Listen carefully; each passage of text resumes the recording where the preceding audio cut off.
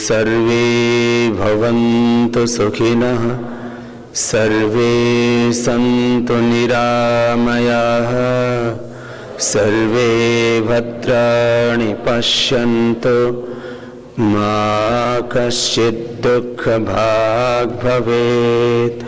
ॐ शान्ति शान्ति शान्तिः।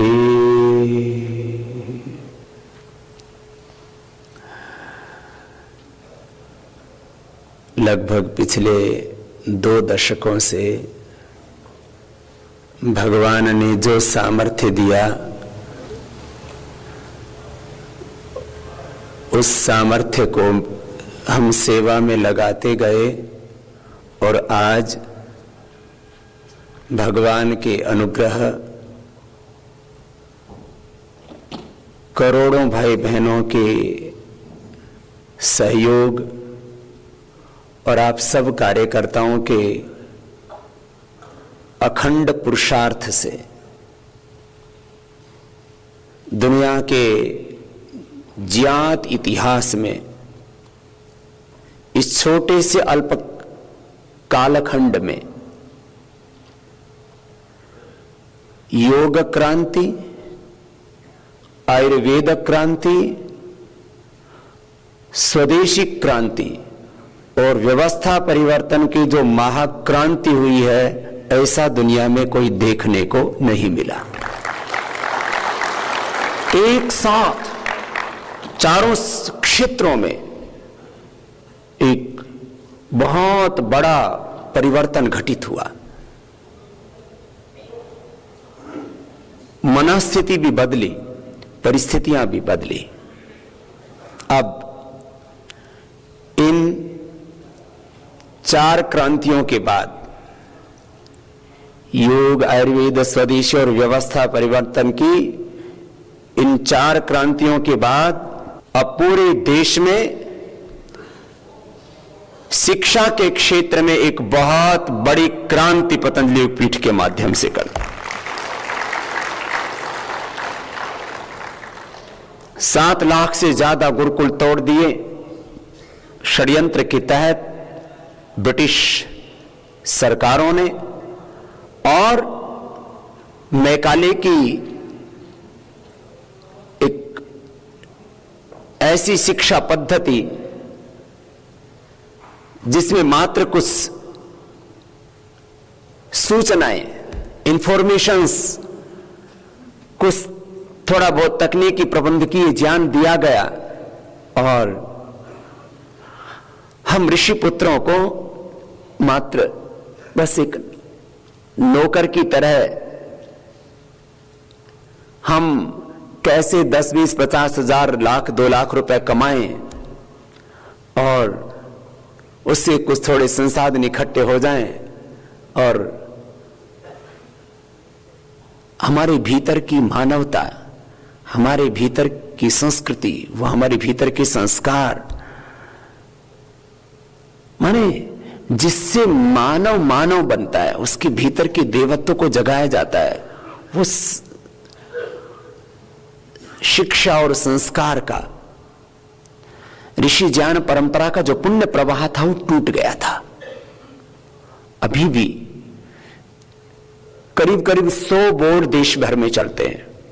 State boards हैं, कुछ सेंट्रल बोर्ड हैं, कुछ 1-2 विदेशी पाठ्यक्रम को भी लेकर के और नए बोर्ड बनाए गए। इन सारे बोर्ड्स में भारत और भारतीयता का समावेश नहीं है। चाहे वो स्टेट बोर्ड्स हैं, चाहे वो सीबीएसई का सेंट्रल बोर्ड है, और इसमें ज्यादातर ऑटोनॉमस बोर्ड्स हैं। माने कोई, अब जैसे सीबीएसई तो कहने को कह दिया जाता है कि गवर्नमेंट का बोर्ड है, गवर्नमेंट से तो उसको स्वीकृति लेनी पड़ती है, ऑटोनॉमस बोर्ड होते हैं, ऑटोनॉमस बॉडी होती है इसकी।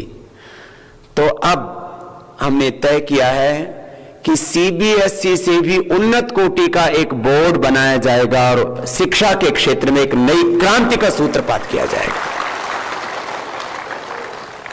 जिसमें आधुनिकता तो होगी लेकिन भारतीयता के साथ में, जिसमें समृद्धि की अनंत संभावनाएं होंगी, अनलिमिटेड। बच्चों के कैरियर को बनाने के लिए उनके सामने विकल्प होंगे, लेकिन वो समृद्धि आध्यात्मिकता के साथ, प्रॉस्पेरिटी विद स्पिरिचुअलिटी। अभ्युदय और निश्रेयस एक साथ। हमने आचार्य कोलम का स्लोगन दिया, शिक्षा संस्कार अभ्युदय निश्रेयस। अभ्युदय माने चारों तरफ से हमारे जीवन में समृद्धि हो, खुशहाली हो, ग्रोथ हो, डेवलपमेंट हो, विकास हो, लेकिन उसमें आध्यात्मिकता, निश्रेयस, जीवन का शाश्वत सत्य उसमें ओझल ना हो जाए।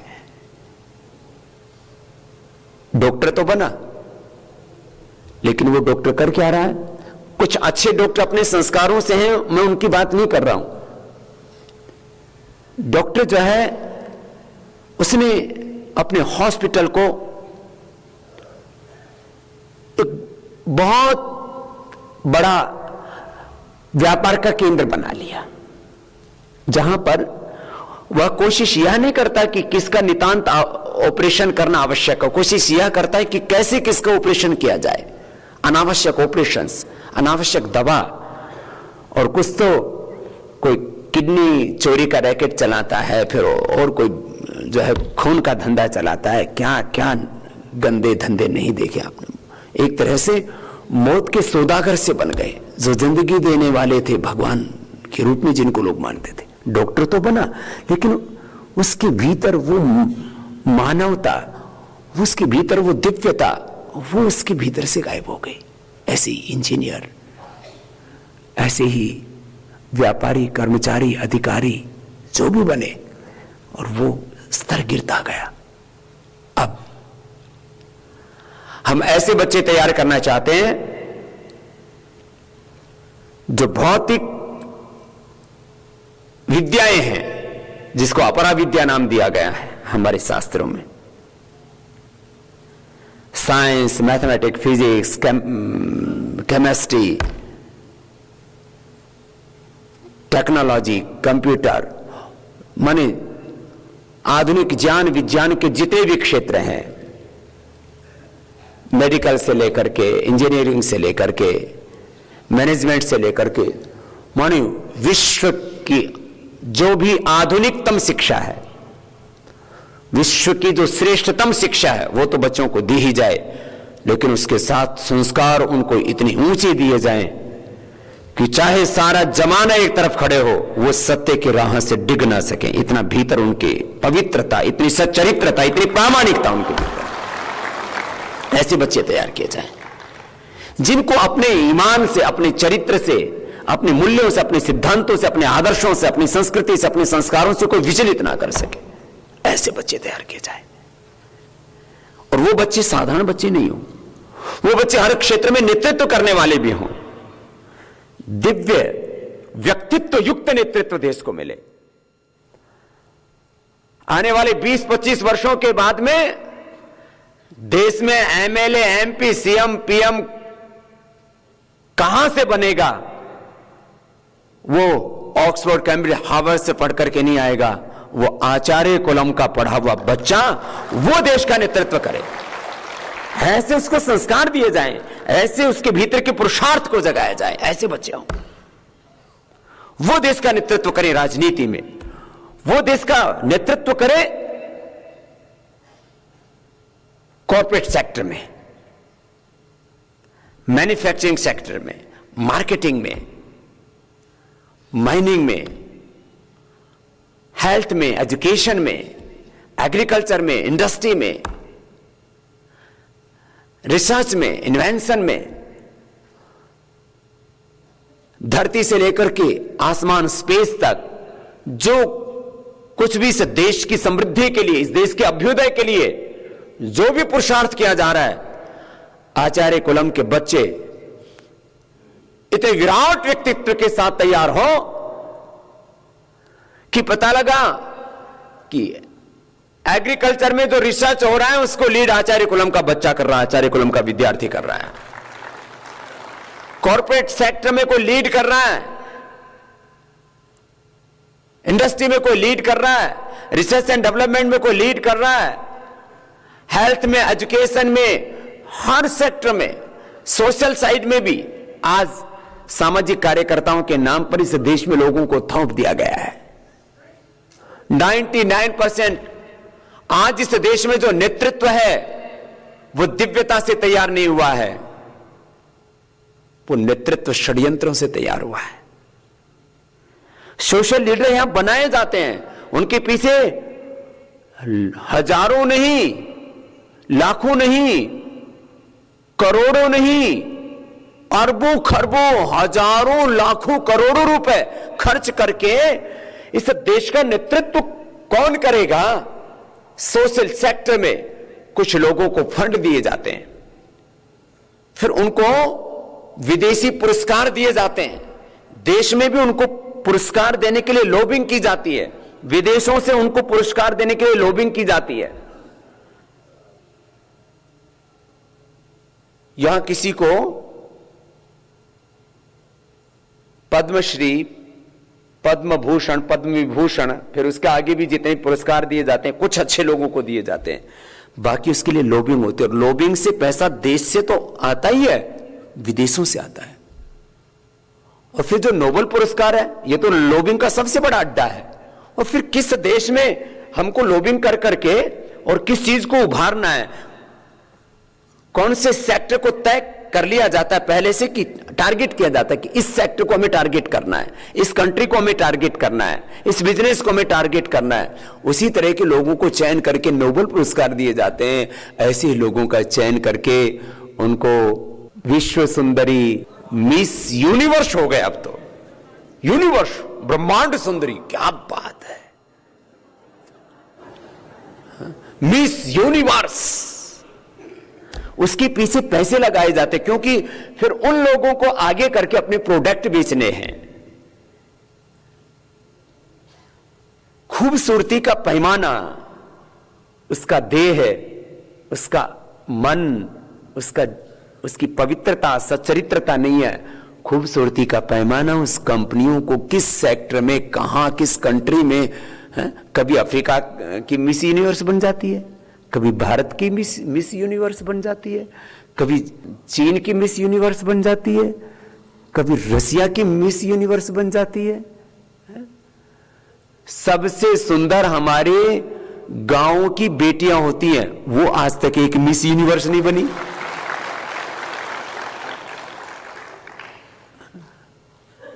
ये बहुत बड़ा चक्र है। तो मैं कह रहा था इस देश में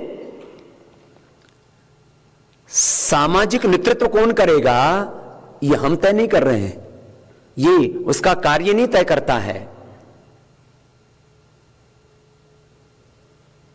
ये उसकी सेवा तय नहीं करती है, उसके जीवन की प्रामाणिकता से तय नहीं होता है। इसके पीछे एक बहुत बड़ा चक्रव्यूह है, एक बहुत बड़ा षड्यंत्र है। इसके पर्दे के पीछे एक बहुत बड़ा खेल खेला जाता है, उससे तय होता है। देश में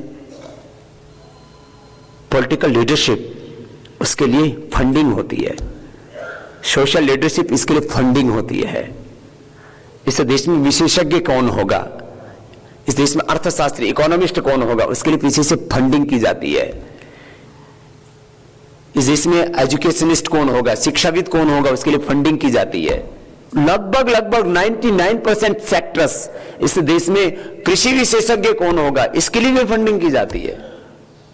ये सारी चीजें बहुत बड़ा चक्रव्यूह है, लेकिन अब इन सारे चक्रव्यूहों को ध्वस्त करके दिव्य व्यक्तित्व युक्त नेतृत्व इस देश को मिले, उसकी तैयारी करनी पड़ेगी। और ये 2-4 सालों में नहीं होगा काम, 2-4 सालों में आधारशिला जरूर तैयार होगी, इसके लिए 10, 15, 20, 25 साल लगेंगे। लेकिन भगवान की कृपा है, हमारे सामने काम करने के लिए कम से कम अभी 50 वर्ष हैं, और 50 वर्ष में तो देश नहीं दुनिया को हम बदलेंगे, पवित्रता के साथ, निस्वार्थ भाव के साथ, भगवत्ता के साथ, दिव्यता के साथ, मूल्यों के साथ, आदर्शों के साथ, पूरी गरिमा के साथ, पूरी मर्यादा के साथ, मर्यादा का अतिक्रमण करके नहीं, मानवता का अतिक्रमण करके नहीं,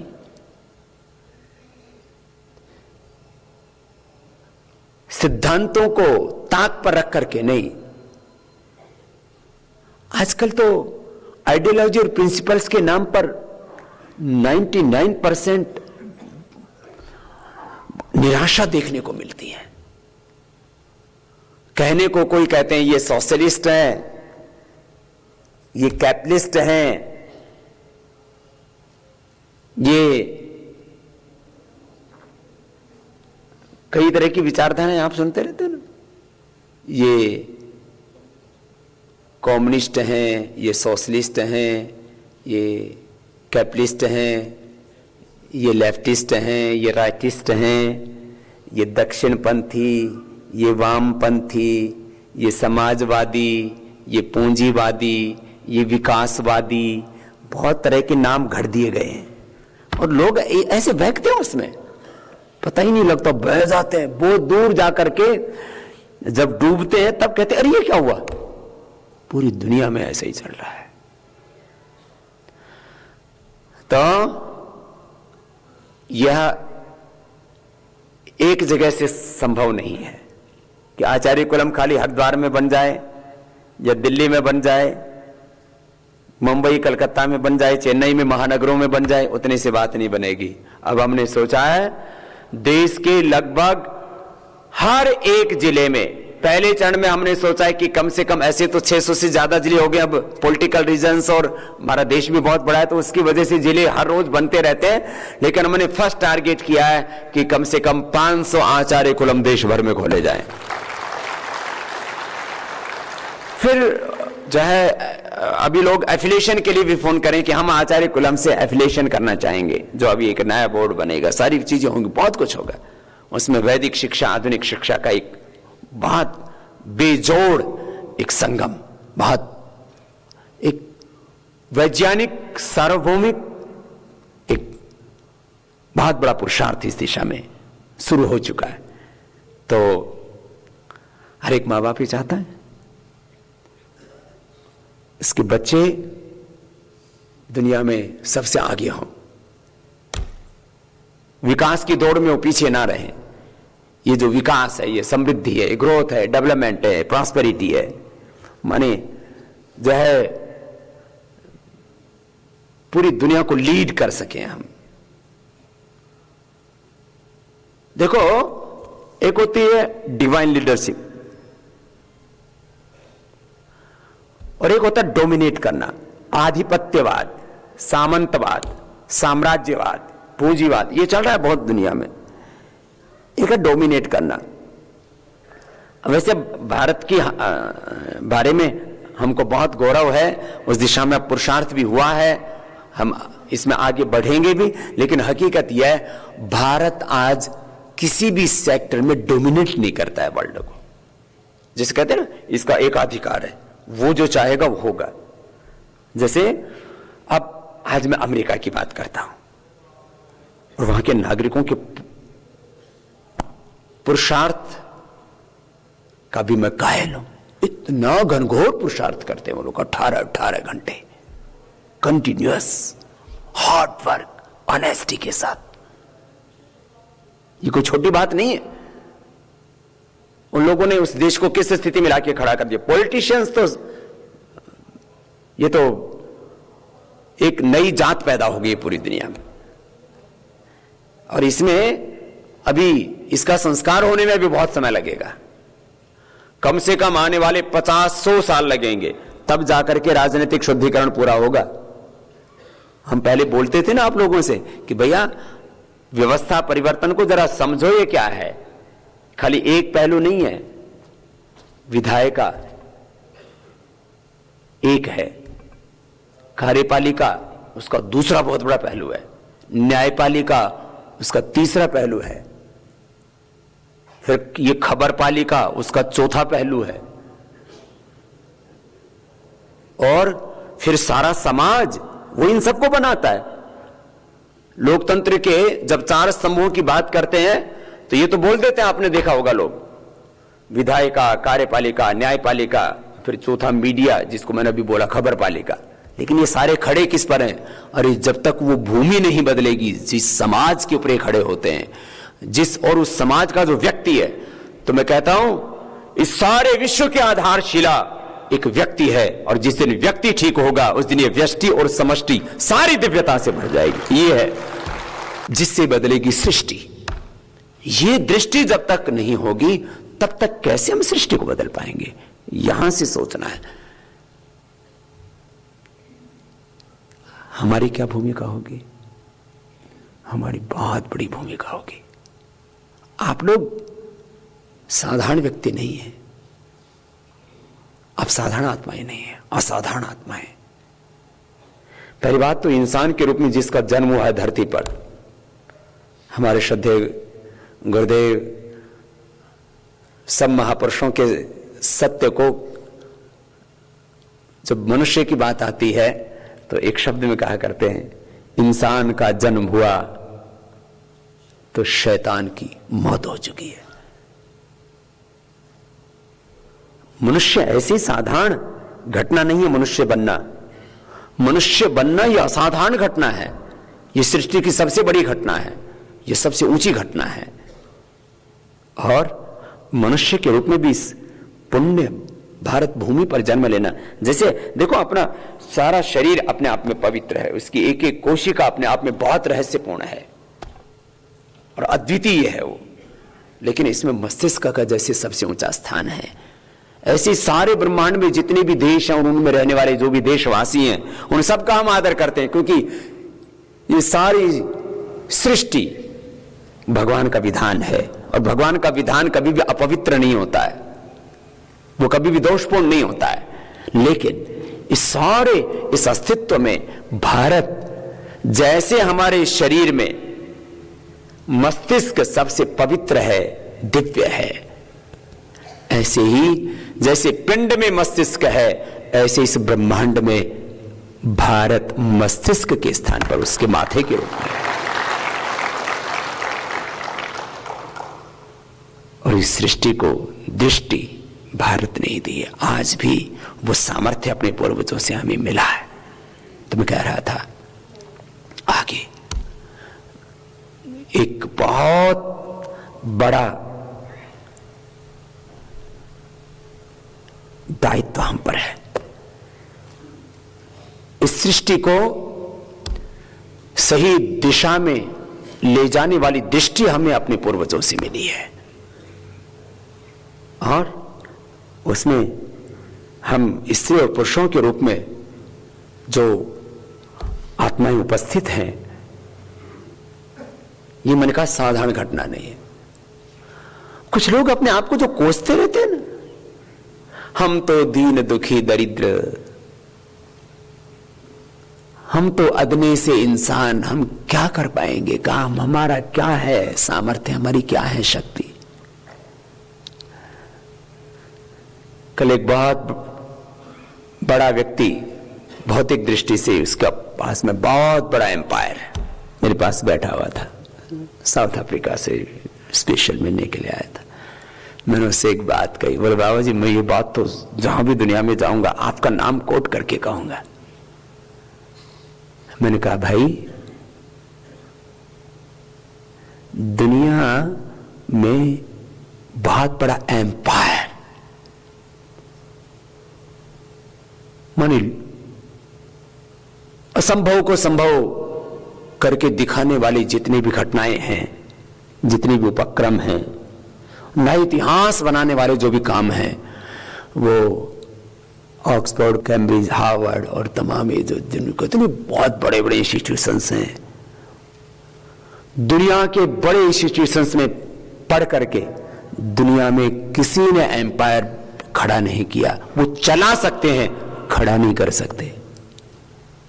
एम्पायर खड़ा किसने किया? दुनिया तुम्हें नहीं समझ में आती ना, देश का बताता हूं। अब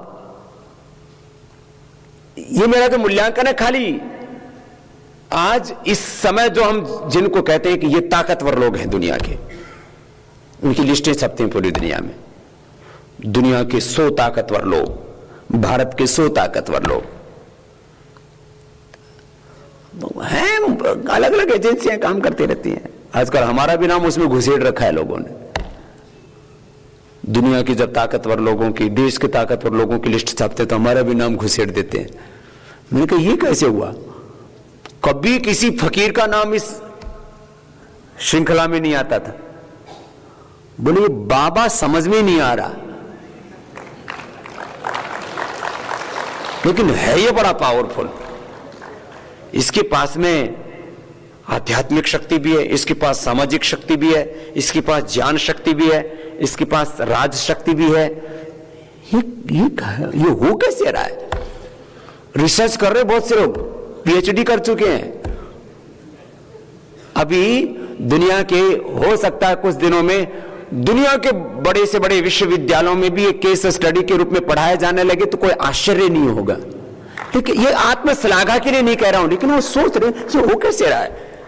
ऐसे बताओ, मुझसे लोग पूछते हैं बाबा आप मेडिकल साइंस के बारे में इतना डीप नॉलेज रखते हो, इतना रिसर्च आप कर रहे हो, जब बात चिकित्सा शास्त्र की आती है तो आप बेबाक बोलते हो और एक के बाद दूसरी बातों को जिस तरह से सजा के संवार के उसको अभिव्यक्त करते हो तो सब निरुत्तर हो जाते हैं। वो सत्य इतना सशक्त रूप से अभिव्यक्त होता है, चाहे चिकित्सा शास्त्र की बात हो, चाहे अर्थशास्त्र की बात हो, चाहे राजनीति शास्त्र की बात हो, चाहे पर्यावरण की बात हो, चाहे समाज शास्त्र की बात हो, माने कोई भी विषय। और आप मतलब चाहे वो जो है सकारात्मक विषय हो, चाहे वो नकारात्मक विषय हो, होमोसेक्सुअलिटी है और तमाम तरह की जो उपद्रव हैं, किसी भी बारे में बात करते हो, आप पढ़े कहां हो, आप कौन सी यूनिवर्सिटी के प्रोडक्ट हो? हर ये आप आजकल देखो ना मीडिया में एक बहुत बड़ा शब्द प्रयोग होता है, प्रोडक्ट। ये हमारा ये हमारी पार्टी के प्रोडक्ट हैं। यहां राहुल गांधी, सोनिया गांधी बोले ये भी प्रोडक्ट हैं, यहां मोदी भी प्रोडक्ट है, बोले इसकी मार्केटिंग अच्छी हो रही है, वो प्रोडक्ट बिक गया, वो प्रोडक्ट बिका नहीं। ऐसे ही चलता रहता है इनका सबका।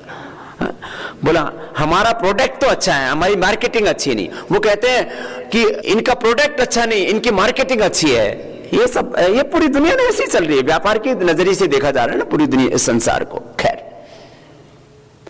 मैंने कहा बैठ करके पढ़ा है, और गुरुकुल में पीपल के पेड़ के नीचे बैठ के पढ़ा है।